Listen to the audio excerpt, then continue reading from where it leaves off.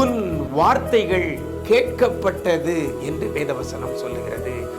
வித்தியாசம் உண்டாகும்படி செய்வேன் என்று கர்த்தர் சொல்கிறார். நான் உன்னை வெறுத்து விடவில்லை என்று கர்த்தர் சொல்லுகிறார். இன்றைக்கு கர்த்தர் நமக்கு தருகிற ஒரு வார்த்தை வார்த்தை வார்த்தை நீதியினால் ஸ்திரப்பட்டிருப்பாய்.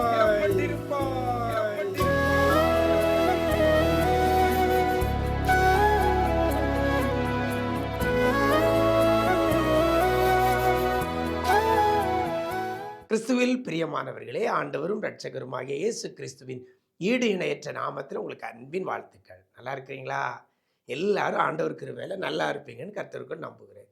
இன்றைய நாளிலையும் இன்றைய விசேஷித்த வார்த்தை நிகழ்ச்சி மூலமாக வேதத்திலிருந்து ஒரு வசனத்தை உங்க முன்னால வைக்கிறதுல மிக்க மகிழ்ச்சி அடைகிறேன்.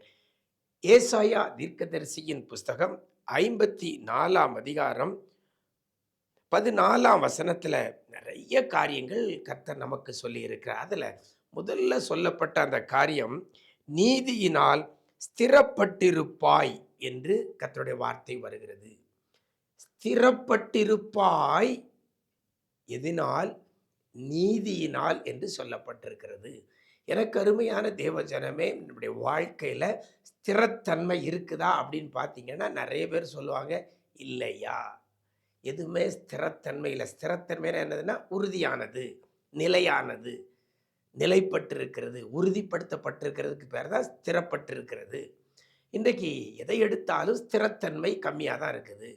நம்ம சரீர ஆரோக்கியத்தை எடுத்துக்கிட்டாலும் சரி, குடும்பத்தில் சமாதானத்தை எடுத்துக்கிட்டாலும் சரி, வருமானத்தை எடுத்துக்கிட்டாலும் சரி, எதிர்கால காரியமானாலும் சரி, படிப்பு காரியமானாலும் சரி, வேலை காரியமானாலும் சரி, கையின் பிரயாசமானாலும் சரி, ஸ்திரமா இல்லை. அதாவது உறுதியா ஒரு நிலையில இல்லை, ஸ்திரப்படாத ஒரு நிலையில தான் நம்ம இருக்கிறது எல்லா காரியமும். ஆனால் என் ஆண்டவர் சொல்லுகிறார், ஸ்திரப்பட்டிருப்பாய் என்று சொல்லப்படுகிறது. ஸ்திரப்பட்டிருப்பாய். ஆடிக்கொண்டு அசைந்து கொண்டு ஏற்றத்தாழ்வோடு இருக்கிற காரியங்களில் கர்த்தர் சொல்லுகிற காரியம் ஸ்திரப்பட்டிருப்பாய். கர்த்தர் ஒரு தரை ஸ்திரப்படுத்தினால் அது ஸ்திரப்பட்டிருக்கும். மனுஷன் ஒரு நபரை ஸ்திரப்படுத்தினால் அது ஸ்திரப்பட்டிருக்காது. ஒரு நாள் ஸ்திரப்பட்டிருக்கலாம், பல நாட்கள் ஸ்திரத்தன்மையை இழந்து காணப்படலாம். ஆனால் கர்த்தர் ஒரு மனிதனை ஸ்திரப்படுத்துவாரையானால் அது ஸ்திரப்பட்டிருக்கும்.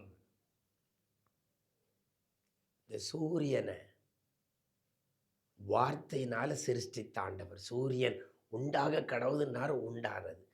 அது அன்னைக்கு ஸ்திரப்படுத்தப்பட்டது. இன்னைக்கு வரைக்கும் ஏதாவது கோளாறு இருக்கா? டெக்னிக்கல் ப்ராப்ளம் வந்திருக்குதா? இல்லை பவர் குறைஞ்சிருக்கா? இல்லையே. அன்றைக்கு உலக தோற்றத்தில் உருவாக்கப்பட்ட அந்த சூரியன் இன்றைக்கு வரைக்கும் ஒரு பிரச்சனை இல்லாமல், ஒரு கோளாறு இல்லாமல் அது ஒழுங்காக வேலை செய்துக்கிட்டு இருக்குது. அப்படிதானே? இது கர்த்தர் ஸ்திரப்படுத்தினது அப்படி தான் இருக்கும்.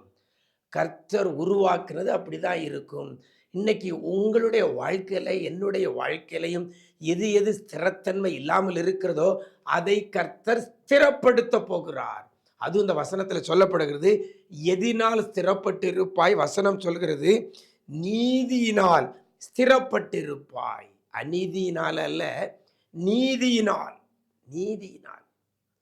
இன்னைக்கு நீதியினால உங்களை கர்த்தர் ஸ்திரப்படுத்த போகிறார். அவர் தம்முடைய நீதியினால என்ன காரியத்தில் ஸ்திரத்தன்மை இழந்திருக்கிறீங்களோ அந்த இடத்துல கர்த்தர் ஸ்திரப்படுத்த போகிறார். அவர் நம்முடைய நீதி அழுக்கான கந்தை என்று வேதவசனம் சொல்கிறது. ஆனால் கர்த்தருடைய நீதி நியாயங்கள்ல அது நேர்மையானவைகள், செம்மையானவைகள். அந்த நீதியினால ஸ்திரப்பட்டிருப்பாய் என்று வேதவசனம் சொல்லுகிறது. எனக்கு அருமையான தேவஜனமே, இன்னும் இன்னொரு வகையில் இந்த வசனத்தை எடுத்துக்கொள்ளுமையானால், நீங்களும் நானும் நீதி செய்கிற பிள்ளையாய் இருந்தால் அந்த நீதியினாலே கர்த்தர் நம்மளையும் ஸ்திரப்படுத்துவார். நம்ம ஆண்டவருக்கு பிரியமில்லாத காரியத்தை செய்துக்கிட்டு இருப்போமையானால் அநியாயங்களையும் அக்கிரமங்களை செய்து கொண்டிருப்போமே ஆனால் கர்த்தர் நம்மளை ஸ்திரப்படுத்த முடியாது. நீதியினால் ஸ்திரப்பட்டிருப்பாய். கர்த்தருடைய நீதியினால் நம்ம ஸ்திரப்படுவோம். நாம நீதியான நேர்மையான காரியங்களை செய்யும் பொழுது அதுவும் நம்மளை ஸ்திரப்படுத்தும். பிரியமான தேவனுடைய பிள்ளைகளே, நம்முடைய வாழ்க்கையில எவைகள் ஆட்டம் கண்டிருக்கிறதோ அது ஸ்திரப்படுத்தப்படுவதற்கு நீதி செய்கிற பிள்ளையா இருங்க. ஏன்னா நீதியினால தான் ஸ்திரப்படுத்தப்பட முடியும். நாம ஸ்திரப்பட்டிருப்போம், நிலைநிறுத்தப்பட்டிருப்போம், உறுதிப்படுத்தப்பட்டிருப்போம். ஆண்டவருக்கு பிரியமில்லாத எந்த ஒரு காரியத்தையும் செய்யாதபடி அதற்கு விலகி ஓடுவோம். நீதி நியாயங்களை நிறைவேற்றுவோம், நீதி நியாயங்களை வெளிப்படுத்துவோம். அது நம்மை நிச்சயமாக ஸ்திரப்படுத்தும். அப்படிப்பட்ட கிருபையை கர்த்தர் தருவாராக.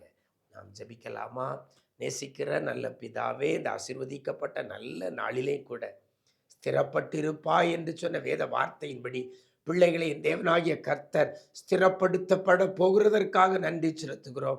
எந்த காரியத்தில் ஸ்திரத்தன்மை இல்லாமல் இருக்கிறாங்களோ, குடும்பத்தில், எதிர்கால வாழ்க்கையில், சரீர பிரகாரமாக, ஆவிக்குரிய பிரகாரமாக, கையின் பிரயாசத்தில், எதிர்கால வாழ்க்கையில், படிப்பு, வேலைவாய்ப்பு காரியங்களில் எதில் பிள்ளைகள் ஸ்திரப்படாமல் இருக்கிறார்களோ, உறுதிப்படாமல் இருக்கிறாங்களோ, நிலைநிறுத்தப்படாமல் இருக்கிறாங்களோ, அந்த காரியத்தில் ஆண்டவரே நீதியினால பிள்ளைகளை ஸ்திரப்படுத்தும்படியாய் செபிக்கிறோம். என் தேவன் செய்ய போறதற்காய் உமக்கு நன்றி செலுத்துகிறோம். இந்த நாள் முழுவதும் உடைய பிரசன்னத்தில் மூடிக்கொள்ளுங்க. எங்க போனாலும் வந்தாலும் உடைய கிருபை பிள்ளைகளை தாங்கட்டும் ஐயா. கண்மணி போல காத்தருளுங்க. இதிலும் பெரிதானவைகளை காண உதவி செய்யுங்க. மீட்பரேசுவின் மூலம் ஜெபிக்கிறோம் நல்ல பிதாவே. ஆமென், ஆமென். பிரியமானவர்களே, நீதியை செய்யுங்கள், நீதியின் பாதையில நடவுங்கள். அந்த நீதி உங்களை ஸ்திரப்படுத்தும். God bless you.